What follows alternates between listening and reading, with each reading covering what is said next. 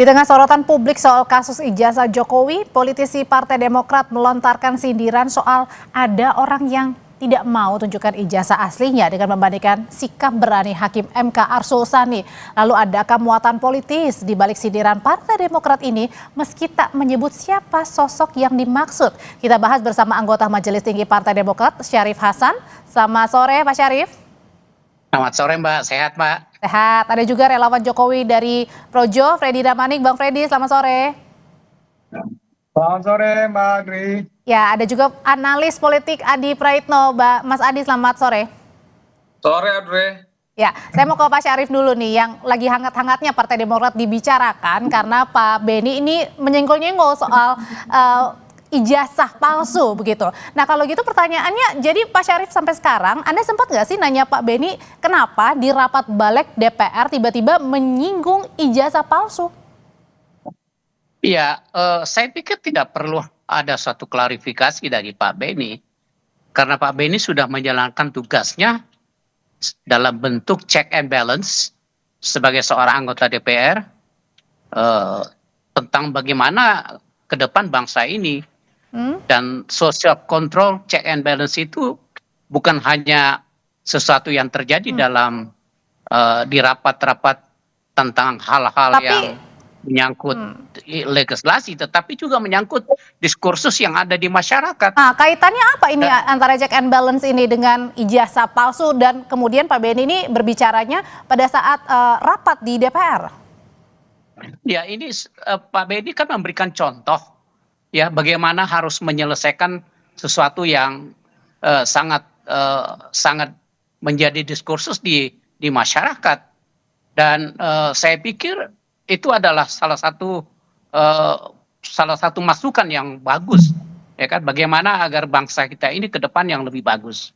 Nah, tentu juga rakyat ingin menunggu sikap anggota legislatif di dalam hal ini. Nah, kebetulan Pak Beni dari fraksi Partai Demokrat ya menyikapi itu, bahwa memang juga masyarakat di mana Pak Beni merupakan representasi daripada rakyat juga akan menyuarakan itu. Jadi saya pikir itu sesuatu hal yang memang sudah menurut hemat kami ya sesuatu yang bagus. Oke, sesuatu yang bagus. Pak Syarif, kalau gitu pertanyaan selanjutnya ini ditujukan buat siapa sih? Dan ini sebenarnya bagi yang merasa bagi yang merasa tentu menjadi bahan untuk introspeksi bahwa memang mungkin ini yang solusi yang terbaik. Oke, kalau gitu bagi yang merasa, kalau kata Pak Syarif bilang kalau dari Bang Freddy sendiri yang merupakan pendukungnya Pak Jokowi, ini merasa nggak sih tersinggung dengan pernyataannya Pak Beni? Bang Freddy. Ya, terima kasih. Bukan masalah merasa tidak merasa. Halo? Lanjutkan Bang. Saya?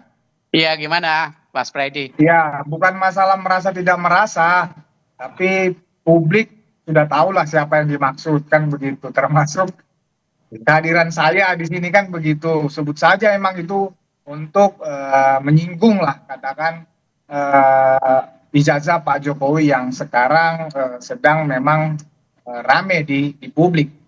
Nah, makanya kita hadir di diskusi ini kan begitu.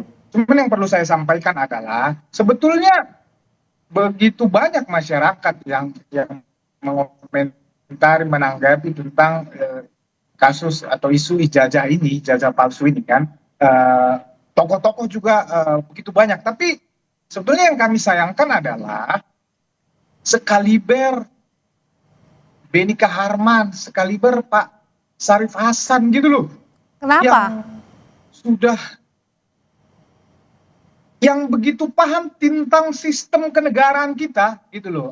Jadi saya langsung saja, apa sih bedanya antara isu ijazah atau kasus ijazah Pak Jokowi dengan Arsul Sani? Ya sangat banyak sekali. Yang pertama, ini yang paling utama nih.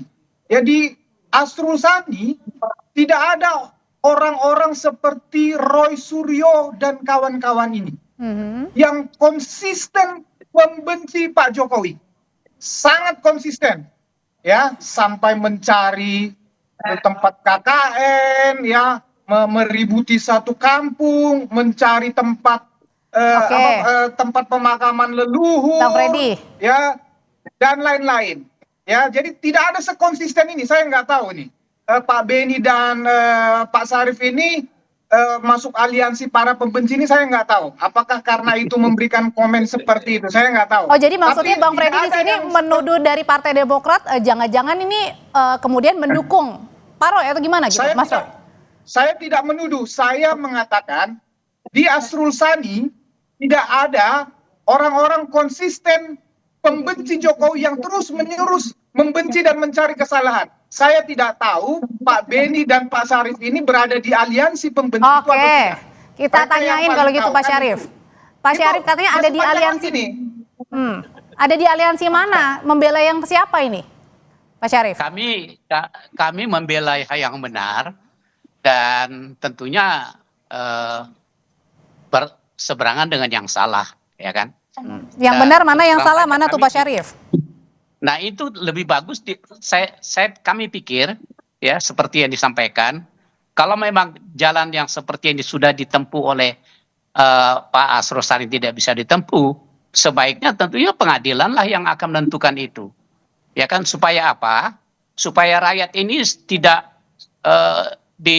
disuguhi suatu isu yang tidak berkesudahan, dan ini tentu merugikan kita, merugikan Pak Jokowi juga secara pribadi sebagai presiden. Tentu kita harus hargai itu.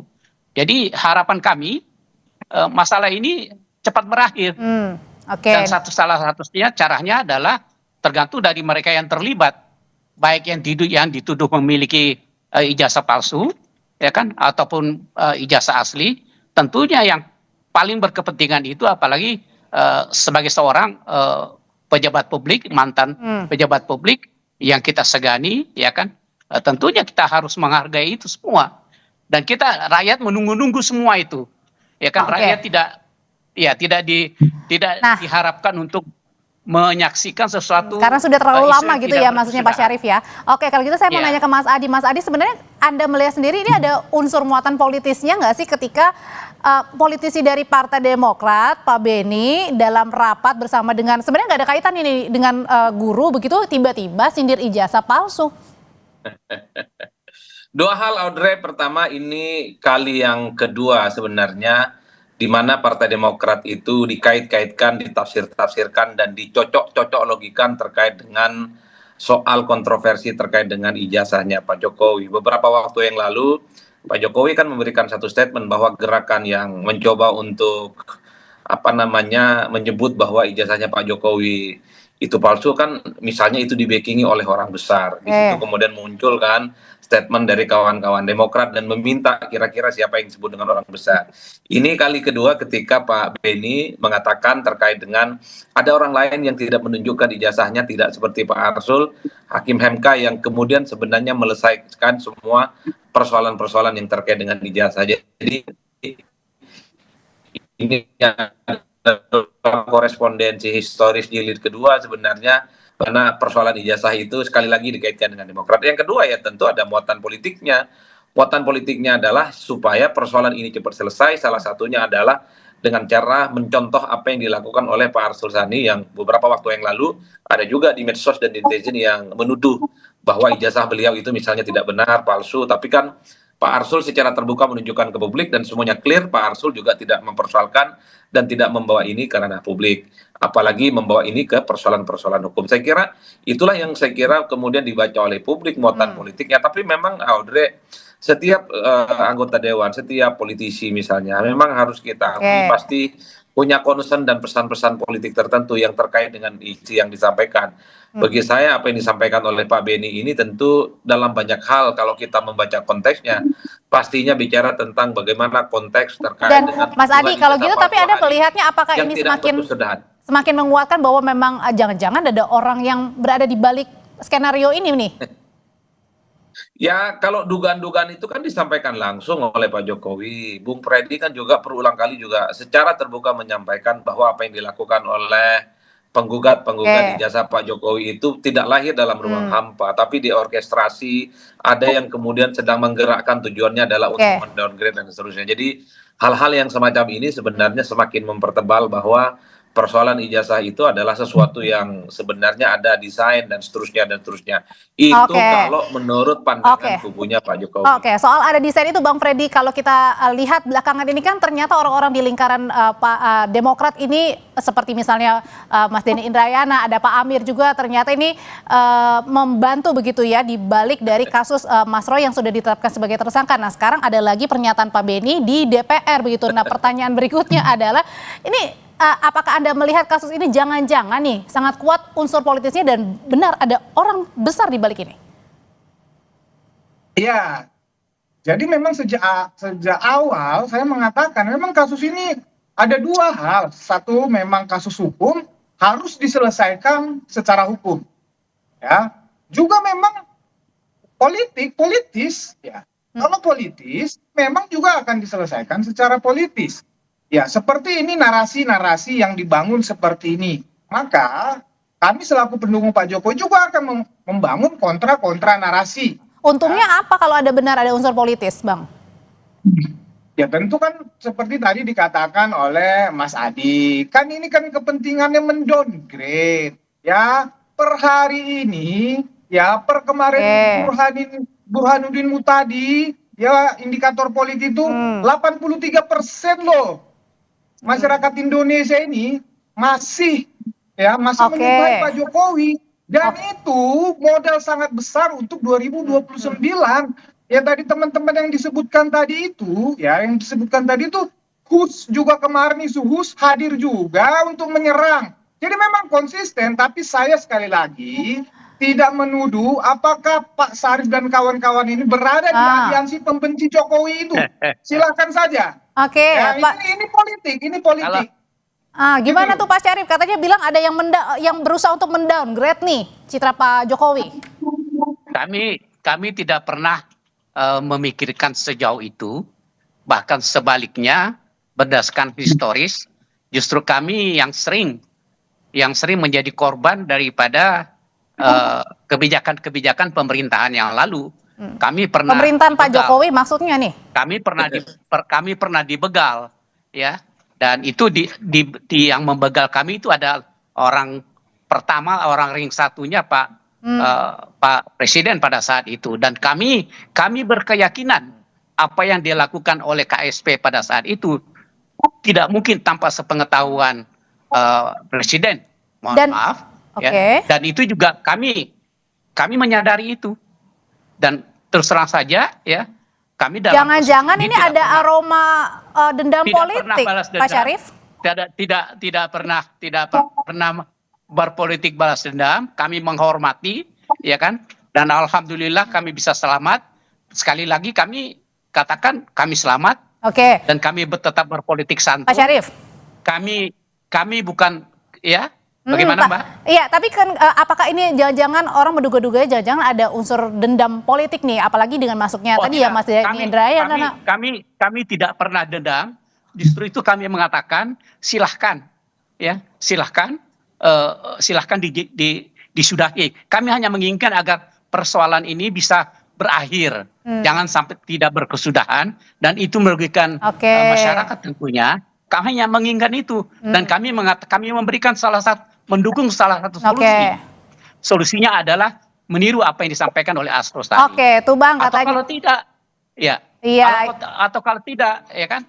Ya, tentu secepatnya menyangkut masalah diselesaikan di pengadilan juga salah satu opsi yang terbaik. Jadi, sekali lagi, ya, kami sebagai partai yang pernah dibegal juga sangat.